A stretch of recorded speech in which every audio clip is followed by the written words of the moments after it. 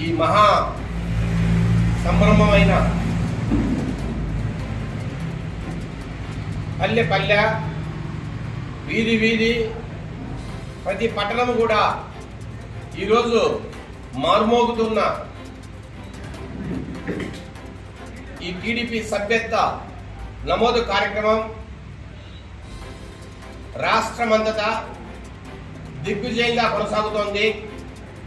ఇప్పటికే 45 లక్షలకు పైగా సభ్యత్వాలు ఈ ఆంధ్రప్రదేశ్ రాష్ట్రంలో నమోదయ్యాయి. నాకు తెలిసినంత వరకు ఇది ఇప్పటి వరకు ఒక రికార్డ్. ఈ ఆంధ్రప్రదేశ్ రాష్ట్రంలో ఏ పార్టీ అయినా పుట్టినప్పటి నుంచి, అది బీజేపీ కావచ్చు, కాంగ్రెస్ కావచ్చు, లేదంటే సిపిఐ సిపిఎం కావచ్చు, లేదంటే ఈ మధ్య కాలంలో వచ్చిన వైసీపీ కావచ్చు, ఏ పార్టీ కూడా అందుకున్నటువంటి ఒక చరిత్ర, ఇది ఒక లక్ష్యం. ఇప్పటికే 30 రోజుల లోపలనే 45 లక్షలకు పైగా సభ్యత్వాలు నమోదయ్యాయి రాష్ట్రమంతటా. దాంట్లో రాజంపేట పార్లమెంటు స్థానంలోనే 2,30,000 సభ్యత్వాలు నమోదయ్యాయి. ఈరోజు 26 పార్లమెంట్ కాన్స్టిట్యున్సీస్ లో మన పార్లమెంటు రాజంపేట పార్లమెంటు నెంబర్ 1 స్థానంలో కొనసాగుతోంది.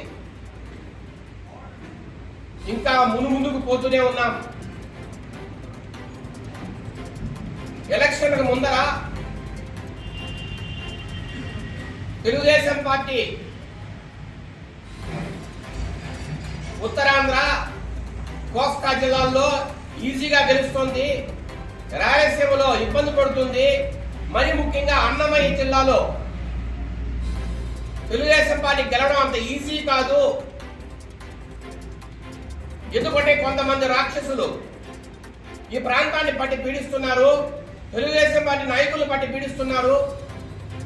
ఇక్కడ మనం కొంత వీక్ గా ఉన్నామని అనుకుంటున్న రోజుల్లో ఇదే అన్నమయ్య జిల్లాను నెంబర్ 1 స్థానంలో నిలిపి టీడీపీ సభ్యత్వ నమోదులో నెంబర్ 1 స్థానంలో నిలిపి ఈరోజు తెలుగుదేశం పార్టీ కార్యకర్తలు కావచ్చు, నాయకులు కావచ్చు, ఒక చరిత్ర సృష్టించారని మాత్రం చెప్పక తప్పదు. ఇది ఒక రికార్డ్.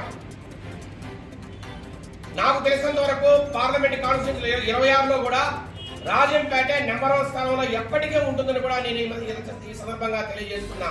ఎందుకంటే ప్రతిరోజు నమోదవుతున్న సభ్యత్వాల్లో రాజంపేట కావచ్చు, కోడూరు కావచ్చు, రాయచోటి కావచ్చు, ఇక్కడే ఎక్కువ సభ్యత్వాలు నమోదవుతున్నాయి.